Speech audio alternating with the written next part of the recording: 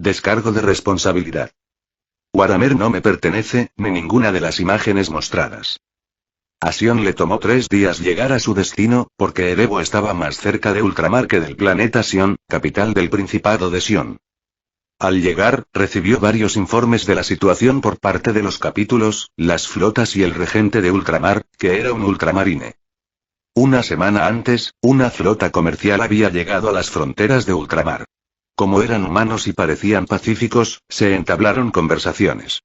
Sin embargo, todo se vino abajo cuando el embajador fue invitado a la nave insignia de los supuestos comerciantes y presenció el horror. Cráneos humanos flotando por todas partes, tecnología que parecía funcionar a costa de la vida de la tripulación, y un entorno espeluznante. El diplomático hizo una reverencia, dio media vuelta y lo siguiente que supieron en la flota comercial fue que estaban rodeados por 1000 naves de guerra e invadidos por un par de capítulos de ultramarines, que se infiltraron usando teleportadores en cuanto la flota abrió una brecha en sus escudos.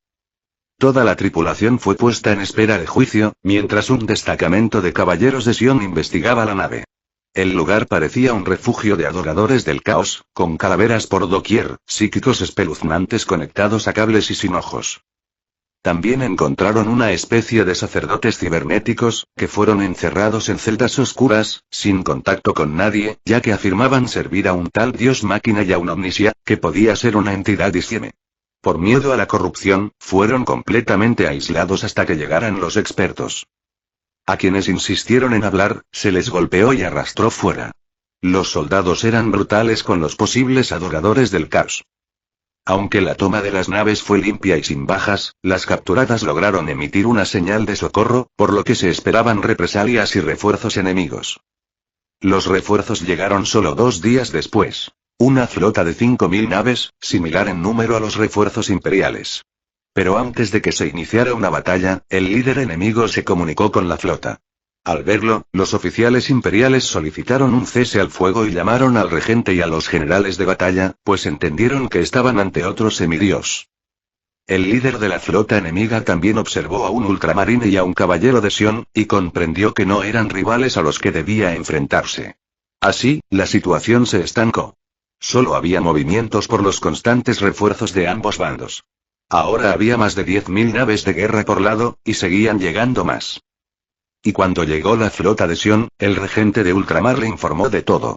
Como gran príncipe y general del imperio, Sion recibió el mando y la nave Charybdis ahora pintada de negro y verde Necron fue colocada en el centro de la formación, lo que evidenciaba su importancia. En cuanto a tamaño, las naves imperiales y las del Principado de Sion eran equivalentes. También compartían una distribución de armas similar y cascos reforzados para resistir impactos masivos y permitir abordajes. Lo que las diferenciaba era el estilo. Las imperiales tenían un diseño gótico y oscuro. Las del Principado de Sion eran modernas, estilizadas y eficientes.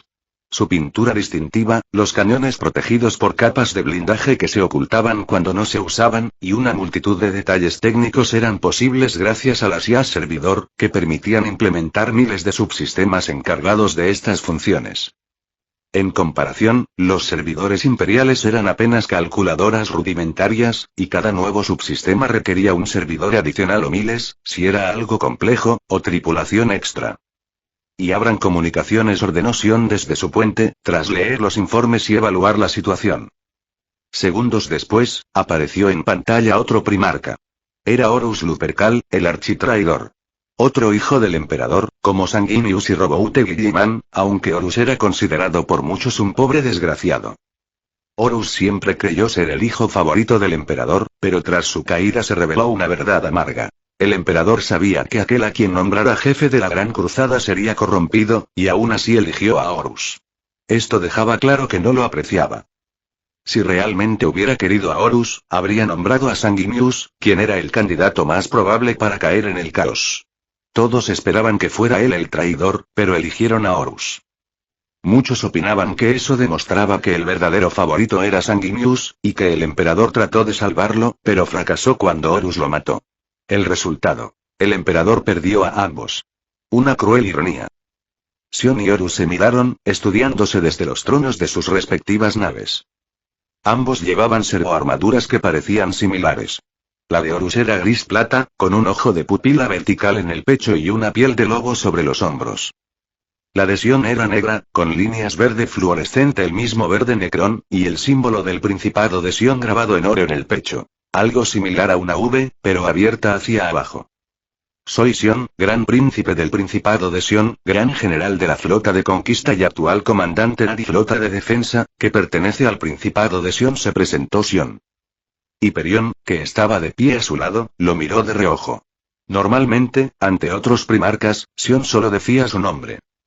Soy Horus Lupercal, primarca de la 16 Legión de Marines Espaciales, los Lobos Lunares, y actual líder de esta flota de expedición. En nombre del Emperador de la Humanidad se presentó Horus. ¿Cuál es su propósito aquí?, preguntó Sion. Anteriormente, recuperar la flota exploradora y a sus tripulantes. Pero creo que somos hermanos y deberíamos hablar, propuso Horus. Lo mismo pienso, respondió Sion. Pero esperemos, y hay más hermanos por llegar, añadió, y Horus pareció algo sorprendido y emocionado. ¿Cuántos primarcas te acompañan?, preguntó Horus. Incluyéndome, somos 9, respondió Sion. Horus se quedó aturdido por un segundo. ¿Cuáles son sus nombres?, preguntó Horus. Ya los conocerás, dijo Sion, y cortó la comunicación. Sion contactó con las flotas cercanas y anuló la orden de enviar más refuerzos. La flota de defensa estaba en órbita de un mundo fortaleza fronterizo, y se necesitaría una flota de cientos de miles de naves para tomarlo rápidamente sin dar tiempo a que llegaran refuerzos. Así que, si no había señales de un ataque, no había necesidad de más naves.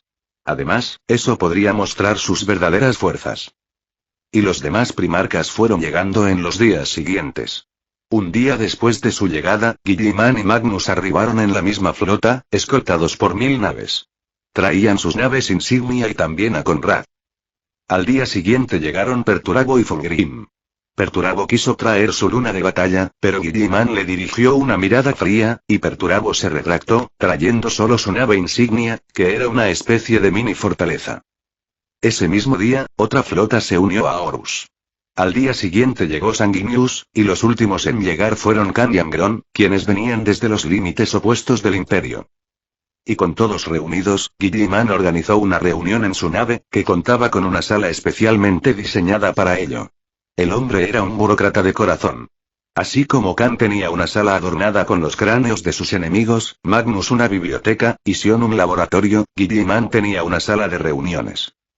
La sala cubría 1 hectárea completa, con sofás hechos a medida para ellos, un bar y vista al espacio. Los primarcas aliados a Sion se trasladaron a bordo usando artefactos de transporte operados por los hijos de Magnus. Magnus y Khan fueron los primeros en notar un cambio en Sion. Magnus, porque no podía sentir su poder psíquico en absoluto. Khan, por instinto animal, o eso suponía Sion. Los demás lo miraban, pero no parecían captar nada inusual. Tenemos cosas importantes que discutir ahora. Los pondré al corriente después, dijo Sion, antes de que Magnus comenzara a preguntar. Magnus asintió de mala gana y todos tomaron asiento. Allí estaban todos, incluso Conrad, aunque hacía tiempo que no hablaba. Solo observaba. El padre está aquí. Puedo sentir su inmenso poder psíquico. Es como una de esas entidades del caos, dijo Magnus. Magnus, no hagas comparaciones que puedan ofender a nuestro padre. Lo reprendió Sanguinius. Solo quería darles una idea, replicó Magnus, algo molesto. Entonces deberíamos hablar de cómo será su recibimiento, dijo Roboute Guilliman, mirando a Sion. Primero deberíamos hablar de los cráneos flotantes y de los sacerdotes. No olvidemos la decoración de sus naves, intervino Khan. Guilliman y Sanguinius no pudieron objetar. Las naves del Imperio, en verdad, daban muy mala impresión. Sion tomó la palabra. Mis hijos han terminado los estudios correspondientes. Los cráneos flotantes son una versión obsoleta de servidores. No tienen integrada una IA y son creados con cerebros humanos. Debido a esto, operar sus naves es complicado y dependen en exceso de sistemas manuales. Uno de nuestros acorazados necesita una tripulación de 5000 personas, divididas en 3 turnos. Los suyos requieren decenas de miles y trabajan turnos dobles, explicó Sion. ¿Usan humanos como servidores?, gruñó Khan.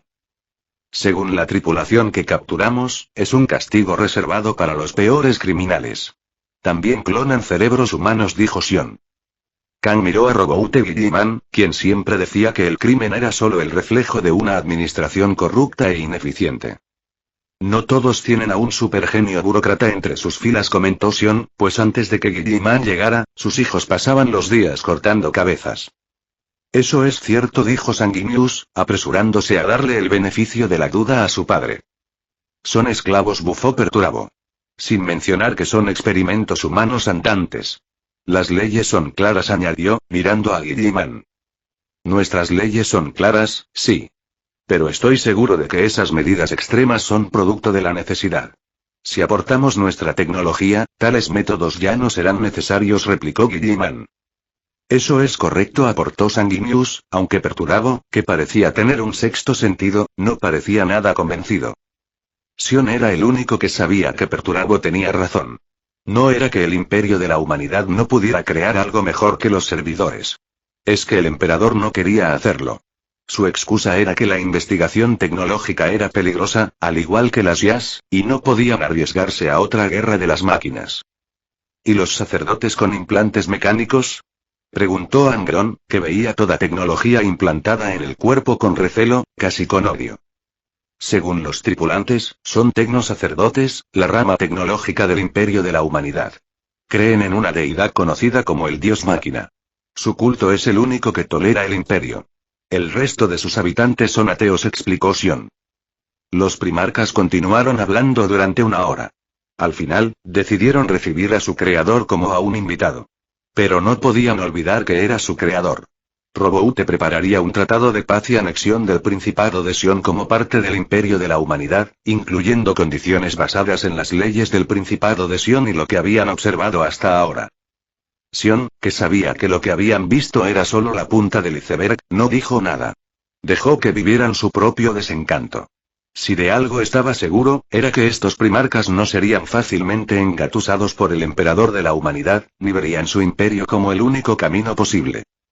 Y 2 horas después, Guilliman, ayudado por Sanguinius y Fulgrim, había remodelado su sala de reuniones para incluir un trono dorado, dispuesto en círculo junto a otros 13 sillones. Pero era evidente que el sillón dorado era un trono. Añadieron 4 asientos más, pues Magnus podía sentir que había otros 4 primarcas con el emperador.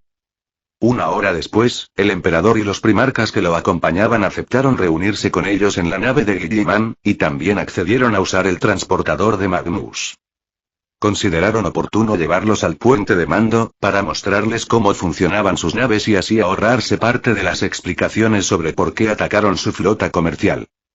Y el emperador de la humanidad era un hombre imponente, de rostro cuadrado y ojos dorados, que irradiaba una presencia psíquica tan intensa como la de un sol.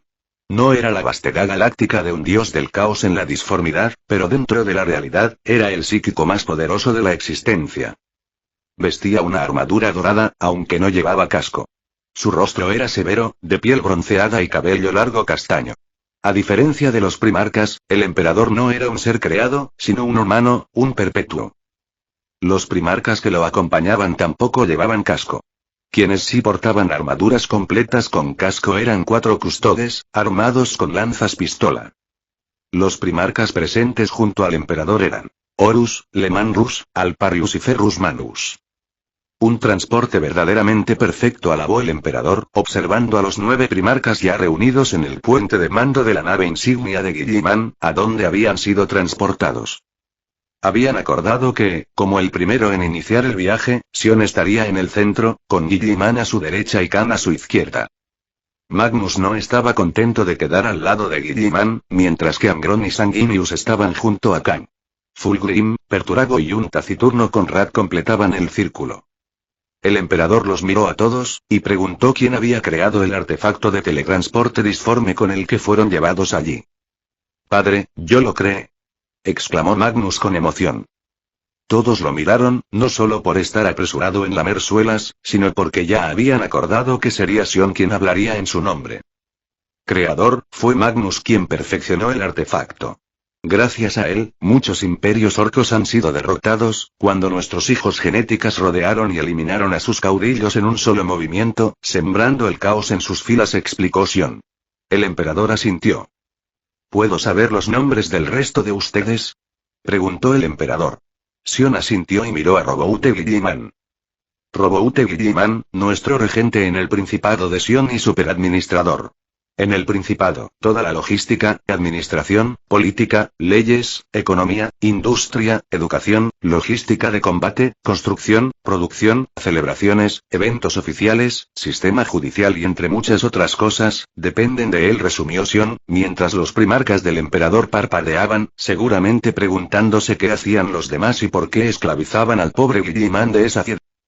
Cuento con la colaboración de millones de personas y de numerosos capítulos de mis hijos genéticos, aclaró Guilliman, algo avergonzado. Kang puso los ojos en blanco. Sion continuó. Este es uno de nuestros grandes generales de guerra contra razas xenos hostiles, como los orcos. Yagata y Kang, el gran Kang. Con su genio estratégico ha conquistado decenas de imperios orcos, sumando sus mundos y recursos a la causa del Principado de Sion. Kang es un general que no ha conocido la derrota y acaba con imperios orcos en tiempo récord y con bajas mínimas. Miles de nuestros hijos deben su vida a sus estrategias, las cuales hemos convertido en manuales de guerra, explicó Sion. Kang asintió sin más, y Sion prosiguió.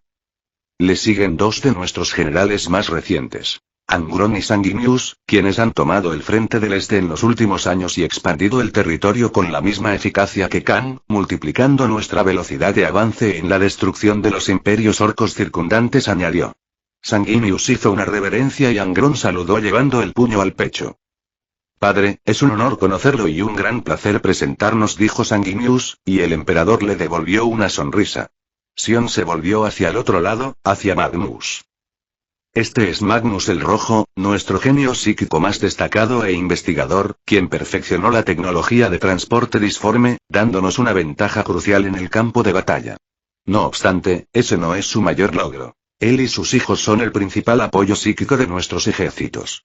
Crean escudos, bloquean ataques enemigos, detectan emboscadas y bases ocultas, y, más importante aún, son nuestros ojos y oídos en todo el Principado de Sion. Sin ellos, enviar un mensaje de una frontera a otra nos tomaría un mes, pero con su apoyo podemos hacerlo en horas, y si la disformidad está agitada, en un día. Gracias a Magnus, nuestras flotas siempre cuentan con ventaja estratégica, a la Sion, mientras Magnus sacaba pecho. Nuestro padre es 1000 veces más poderoso que yo, dijo Magnus. Sion parpadeó. Cuando este tipo decidía lamer suelas, se entregaba por completo. Luego miró a los tres restantes. Este es Fulgrim, nuestro ministro de Arte y Cultura. Cada obra artística de nuestro imperio y cada avance en la unificación cultural de nuestros pueblos es obra suya. Es un artista consumado y amante de la perfección, con múltiples talentos y habilidades, presentó Sion, mientras Fulgrim observaba al emperador como si fuese la personificación de la perfección que tanto había soñado. Padre, solo he hecho aquello para lo que fui creado, dijo Fulgrim con humildad. Me gustaría aprender más sobre usted, si me concede su tiempo más tarde, agregó, y el emperador asintió. Sion prosiguió con Perturabo. Creador, este es Perturabo. Si alguien representa tu ingenio, inteligencia y razón, es él.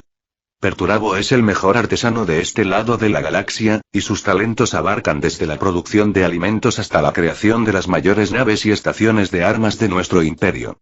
Cada mundo fortaleza fue diseñado por él. También es un gran táctico y comandante militar. Hasta ahora, no ha existido un límite de tropas que no sea capaz de manejar en perfecta sincronía, presentó Sion. Los primarcas del emperador miraron a Perturabo, quien mantenía su rostro pétreo y solo saludó con un leve asentimiento. Bienvenidos, dijo Perturabo. Y como su tono fue frío, Sion se apresuró a presentar al siguiente. No quería que la reunión terminara en golpes tan rápido. Este es Conrad Curze, una sombra nocturna, el acechante de la noche, dijo Sion, sin saber muy bien qué más decir del primarca terrorista. Creador, saludó Conrad, sin emoción alguna. Los primarcas que acompañaban al emperador fruncieron el ceño. Sion se apresuró a presentarse a sí mismo. Creador, yo soy Sion. La disformidad no me retuvo demasiado, y tuve más tiempo que el resto de mis hermanos para actuar. Fui el fundador del Principado de Sion, aunque ahora el cargo de regente lo ocupa Guilliman. Actualmente, soy uno de los grandes generales, y mi especialidad es la infiltración. Soy un psíquico, y mi poder se centra en la biomancia y la tecnomancia. Haciendo uso de estas habilidades, he creado las IAs servidoras, dijo, señalando detrás de la silla de mando de Guilliman, donde había una esfera azul con multitud de cables como guayas que la conectaban arriba y abajo. Estas IAs servidoras son similares a sus servidores orgánicos, pero están hechas con células cerebrales especializadas y un sistema digital integrado para cálculos complejos. Eso multiplica su potencia y capacidad millones de veces, permitiéndoles controlar nuestras naves y sistemas con gran eficiencia, sin enfrentar los peligros de una IA autoconsciente, como las que destruyeron al imperio del hombre durante la Edad Oscura. Mi segundo logro fue estudiar mi propio cuerpo y replicar lo mejor posible mi estructura, creando a mis hijos, los caballeros de Sion. Más tarde, hice lo mismo con los hermanos que fui encontrando, concluyó Sion. Impresionante. Halagó el emperador, mientras observaba la nave. Sion se adelantó a su siguiente pregunta. Esta nave es tecnología de la era antigua, que conseguí en uno de mis viajes en forma de PC. Me permitió comenzar la labor para la que fui creado incluso antes de encontrarnos. Lo único que hice fue retirar la IA original y reemplazarla por una IA servidora, lo que nos permite ahorrar miles de tripulantes y ganar mucho más espacio, explicó Sion. Nuestro hermano minimiza sus logros. Él es el mayor genio tecnológico y biológico de este lado de la galaxia, y, según veo en sus naves, también del suyo. Creador, creo que nos quedamos con lo mejor de tu obra, dijo Perturabo, mirando a Sion, Guilliman y Magnus, y luego a Horus, Lemanrus, Ferrus Manus y Alparius, que le devolvieron la mirada con indignación. Estoy seguro de que nuestros hermanos también tienen grandes talentos y habilidades, intervino Guilliman, tratando de suavizar el momento. El emperador retomó la palabra. Estos son sus hermanos. Horus Lupercal, Ferrus Manus, Lemanrus y Alparius. Todos ellos son grandes comandantes y han conquistado miles de mundos para la humanidad. Horus destaca como comandante, luchador y estratega. Lemanrus, por su habilidad como guerrero. Ferrus Manus es un gran artesano, y Alparius posee habilidades sorprendentes para la infiltración y la recopilación de inteligencia, presentó el emperador. Perturabo no pareció impresionado, pero Guilliman se apresuró a darles algunos halagos. Sion, sin embargo, estaba de acuerdo con Perturabo. Su bando se había quedado con los genios más útiles. Guilliman y Magnus eran irreemplazables y valían por 1000 Horus. Sion no los cambiaría ni por 1.000.000 de Horus. Aunque, por otro lado, aún faltaban algunos primarcas imperiales como Rogal Dorn, Lionel Johnson y Vulcan, que eran legendarios y poseían habilidades sobresalientes. Respecto a mí, soy el emperador de la humanidad, y también su creador y padre. Y como su padre, estoy orgulloso del trabajo que ha hecho cada uno de ustedes por la humanidad, dijo el emperador con voz amable, aunque sus verdaderos sentimientos eran inescrutables. Creador y padre, te damos la bienvenida. Por favor, acompáñanos, dijo Sion, guiándolo hacia la sala de Guilliman. Y en la sala de Guilliman, el emperador de la humanidad les compartió sus planes para la galaxia, la verdad imperial, su rol en la gran conquista y su deseo de que tomaran el mando de sus legiones para unirse a las fuerzas de expedición y conquistar la galaxia por el bien de la humanidad. Para ello, quería anexar el Principado de Sion como territorio imperial. ¿Y la humanidad? Preguntó Guilliman con un tartamudeo, lo que evidenciaba una fuerte conmoción. ¿Solo intervienen en mundos humanos? ¿Y qué hay de otras especies? Ellas podrían alterar el orden de su imperio, dijo Magnus, que o bien no quería entender, o simplemente se negaba a aceptar lo que estaba escuchando de su amado padre. Creador, y hablas de un genocidio galáctico, dijo Perturabo sin filtro.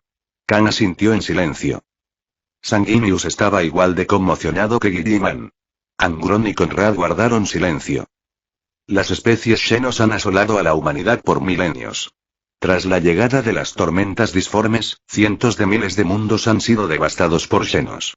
Su existencia es un peligro para nosotros, intervino Horus, tratando el tema del exterminio galáctico como si hablara del clima. Los primarcas encontrados por Sion no parecían saber qué decir. Era evidente que las palabras de Horus reflejaban fielmente el pensamiento del emperador de la humanidad. Falacia, sentenció Perturabo, y Magnus dio un respingo, aunque el tono de Perturabo era el de siempre. Hablas como si la era de las tormentas disformes hubiese sido causada por los Xenos en general, y no únicamente por una especie, los Eldars. Luego tratas a los humanos como si fueran santos, pero en esta tragedia también tuvimos nuestra propia guerra, y esa fue la que nos condenó al desastre. No fueron los Xenos. Durante los milenios de tormentas disformes, los humanos también esclavizaron a otras especies. No actuaron de forma diferente en el desastre. Incluso se esclavizaron entre ellos. En nuestra conquista de la galaxia, hemos encontrado mundos esclavizados por xenos, sí, pero la mayoría eran humanos esclavizando a otros humanos. Y no fueron pocos los casos donde hallamos coexistencia pacífica, e incluso mundos xenos que vivían en armonía. Es imposible que ustedes no hayan visto lo mismo. ¿Qué hicieron con esos mundos de especies xenos pacíficas? Preguntó Perturabo. Ningún xenos es pacífico, ni tampoco inofensivo. La humanidad solo actúa con violencia por influencias externas. Cuando los xenos trajeron las tormentas disformes a la galaxia, la guerra ocurrió porque las mentes humanas se dejaron influenciar por esas especies. Y tampoco supieron advertir el peligro que representaban los psíquicos y los mutantes, replicó Horus. Ustedes ignoran la verdad frente a sus ojos. Su necedad los condenará a todos, sentenció Perturabo, poniéndose de pie para mirarlos a todos. He escuchado suficiente. Si este es el creador que esperaban, atiéndanlo ustedes. Yo no seguiré a estos dementes, añadió, activando su transporte disforme y desapareciendo del lugar. Con las pruebas tan claras, la única forma en que ellos puedan creer lo que dicen es que sus cerebros hayan sido lavados, aportó Sion, levantándose y volviendo a su propia nave. Planeaba ser el primero en dar el ejemplo, pero Perturabo había tenido más agallas de lo que pensaba, y se le había adelantado, quedando como el primer hereje. Y Sion monitoreó la nave de Guilliman y, para su sorpresa, el siguiente en transportarse o en pedir transporte fue Conrad Curze. Sion no era gran creyente de la paloterapia, pero para sentar precedente no negaría apoyo, ni siquiera si venía del primarca terrorista. Por eso, aceptó transportarlo directamente a su puente. Conrad, no importa cuánto lo intentes, no podrás matarme, dijo Sion, poniendo los ojos en blanco, cuando Curze fue transportado a su lado. Él es quien llevará a la humanidad a un conflicto sin fin. He decidido apostar por el final bueno, aunque tenga las mismas posibilidades de llevarnos al infierno. O triunfamos, o nos perdemos de una vez, dijo Conrad. Sion no sintió que mintiera, pero quizás su lado sociópata solo estaba usando al tipo razonable como marioneta. Como era de esperar, el siguiente en abandonar la reunión fue el Khan. Y una hora después, Perturabo convocó a todos los que habían salido. Parece que necesitaremos un nuevo regente, y nuevas fronteras, dijo, al ver que Guilliman, Fulgrim, Sanguinius, Angron y Magnus seguían en la reunión. No lo creo, respondió Sion, recordando la expresión de Guilliman al oír sobre el genocidio galáctico. Apostaría a que en ese momento los niños de papaya habían visto el verdadero rostro del emperador. Khan buzó. Guilliman no se rendirá. Intentará hacer entrar en razón a ese hombre, pero no podrá. No creo que nadie pueda hacerlo, dijo el Khan. Sion frunció el ceño. Tiene que ceder. No creo que piense que vamos a aceptar sus planes, dijo Sion. Aunque respetaba profundamente los instintos del Khan, lo que decía esta vez no era lógico. Ya te lo he dicho antes. Solo hay un futuro si se sigue el llamado emperador de la humanidad, dijo Conrad. Sion parpadeó. Él intentará matarnos a todos y continuará con sus planes, agregó. Si intenta ir contra nosotros, sus ejércitos serán diezmados y él, destruido, dijo Sion. No había forma de que el emperador de la humanidad fuera tan obtuso. Estoy de acuerdo con Khan y Conrad. Es un fanático, dijo Perturabo. Y 5 horas después, Sanguinius, Angron, Fulgrim y Magnus abandonaron la nave de Guilliman al mismo tiempo. Luego lo hicieron el emperador y sus primarcas. Solo Guilliman permaneció. Fue él quien los llamó a todos, antes de que alguien más lo contactara. Él no ha aceptado cambiar sus planes. Nos ha dado un día para reconsiderar nuestra postura y unirnos a la causa de la humanidad.